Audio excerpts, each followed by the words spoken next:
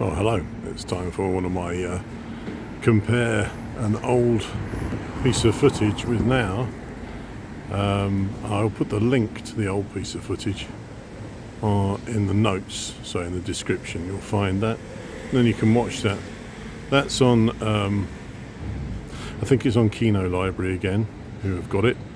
It was shot, the original piece of footage was shot I think in the late 60s. I wouldn't like to say exactly what year.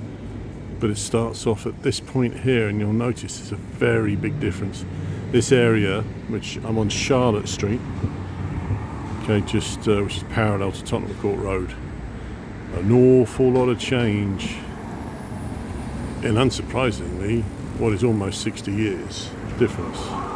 It's become very gentrified and a real pastiche of what it was originally. So the reason why I can afford to burble on a bit here is because the footage does take a while to get started. It'll be interesting to see just how much that tree has grown, if indeed that tree was there when the original footage was shot. That noise is that building there, which has been having extensive refurbishment on it for what appears to be months. Right, let's get going. Might have to take a slightly wider shot. There you go, so that you can see it better. Also keep an eye out on traffic. So yeah, this area, I mean, in the original footage, I don't know, I might take too wide a shot.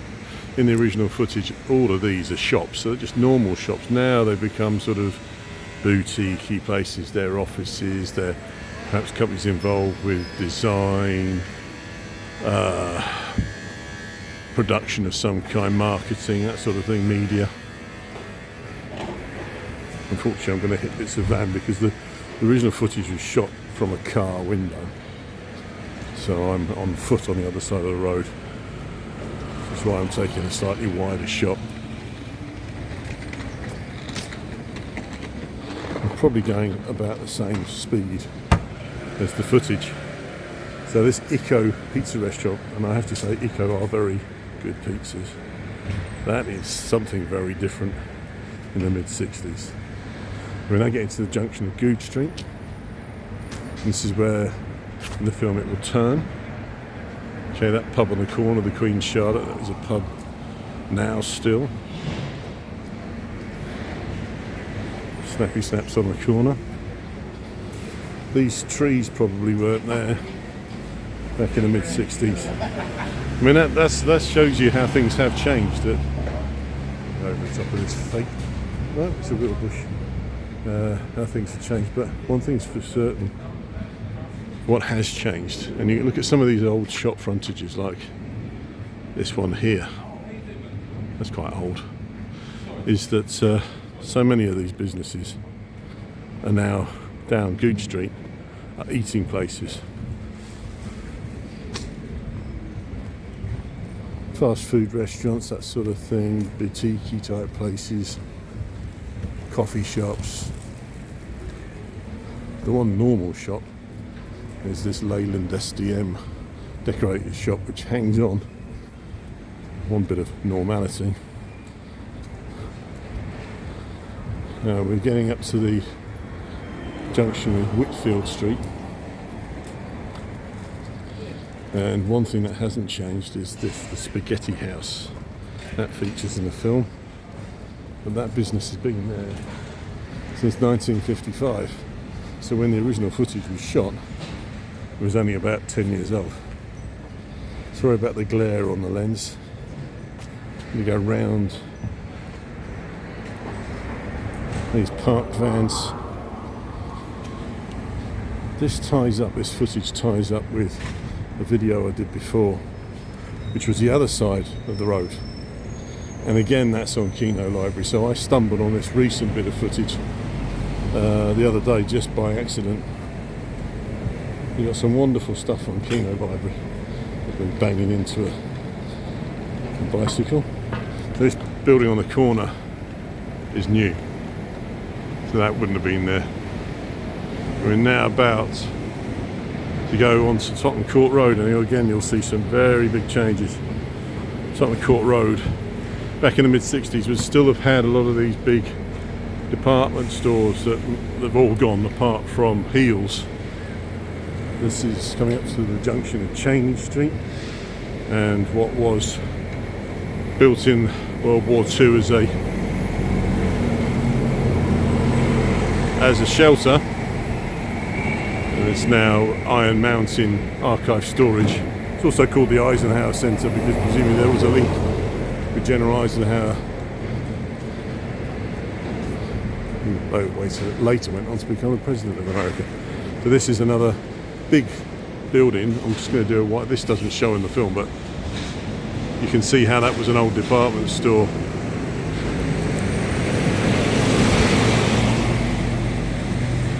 I'm shooting this at about, 20 past 8 on a Friday morning. Apparently nobody works on a Friday these days, but that's not really the case.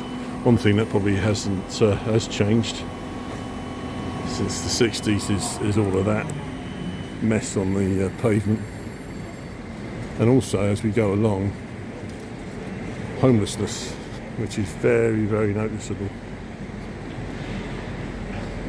And ironically, a lot of homeless people put their tents in the front of Heels. That's Heels there. That's that's another thing that hasn't changed. Heels stays the same, effectively. But yeah, as you see, we're getting up to their tents. The homeless people, they'll be moved on within probably the next 10 minutes by presumably Heels staff, and they will probably move up onto Euston Road, where a lot of homeless people are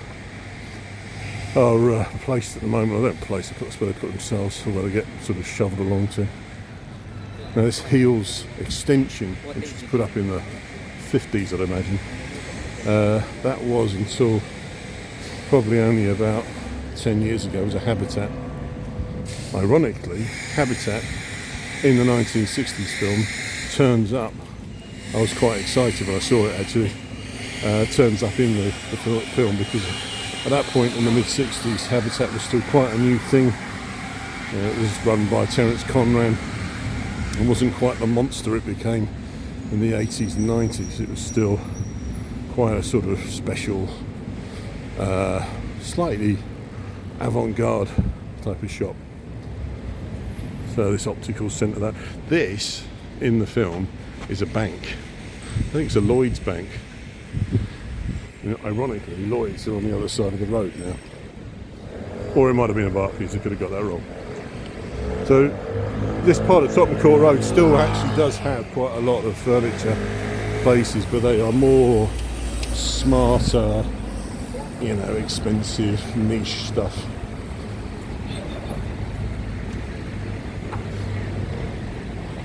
It's quite a long walk, this actually. More trees, these London plane trees I'm walking, have been walking past, are going to be much bigger than they were back in the mid-60s.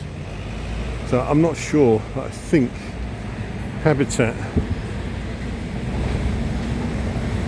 is probably the next block along.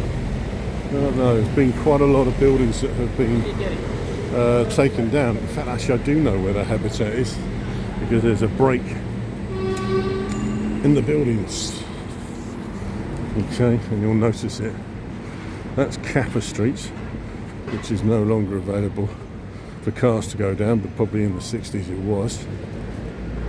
Fitzrovia Bell, I don't think that was a pub.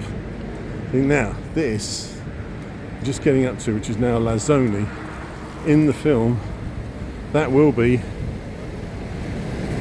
Habitat. So it's still sort of furniture related. And the reason why I know it's Habitat in that film is because the building next to it isn't there. It's in fact a building site, it's a vacant lot ready to be rebuilt. This doesn't exist in the film, there's just hoardings up. We don't get as far as the Maples building, which would have been quite interesting because the building that's currently called Maple House was put up in the late 60s, early 70s. Prior to that, it was a large Victorian building. It was Maples Furniture Store, which was quite a grand thing. So this is where no, it's not actually. It's the next one. Maybe you do get to see a bit of Maples. Now, I was talking about the homeless situation. Here it is. Again, you won't see this in the film, but that's the homeless situation at that point there, which I mean is a damning indictment really on how things have got. I would never be critical of people being homeless. It's not always a lifestyle choice like some people might say. So that building with the sort of rhino head on was Spearmint Rhino. I thought it was reopening a Spearmint Rhino, and they've been doing a lot of work. That's interesting contrast between the concept of Spearmint Rhino and 2025 homelessness. Back in 1965, or whenever the film was done, that was a theatre or cinema on that site. So carry on. We'll be turning off onto a street that has not seen too much change in terms of the buildings, but in terms of who occupies them, it probably has. I might have walked too far here. It's always difficult to judge. So this again, this is a new building. Certainly wouldn't have been there. Yeah, it's Grafton Way that I need to go onto. So we'll do that turn. So that is Maple House. So it will feature. There'll be just a tiny little glimpse of it as the camera turns around onto Grafton Way. Now I can't remember how much of Grafton Way is in the film, so I might cut too short or not enough. In the film I think that there's a restaurant on that bit there. But then you get to these incredible Georgian frontages, which are now part of an embassy, a Venezuelan embassy, in fact, there, with the flag flying over it. You see these fantastic old frontages, pretty much untouched. They even got their original shutters inside. So, say Grafton Way. I'll go on just a bit. Like I said, I might have gone too far. So this is Whitfield Street.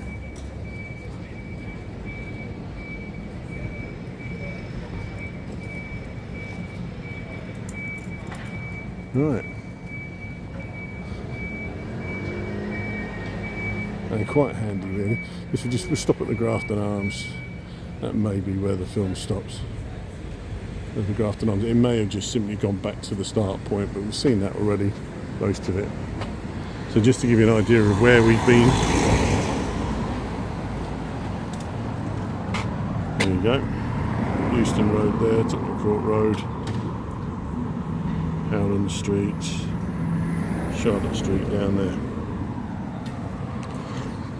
So the reason why the original film company, which I think was World Films, why they would have done one film one way and one the other was because it allowed them to use it as footage to hire out to people for film and TV, so that if you were doing someone in a car, two people in a car, and they were talking to each other, your back projection would be able to show one side of the street and the other side of the street. That's presumably why they did it. So look at the blue plaques that appear there. Right, that's it. Thank you for watching.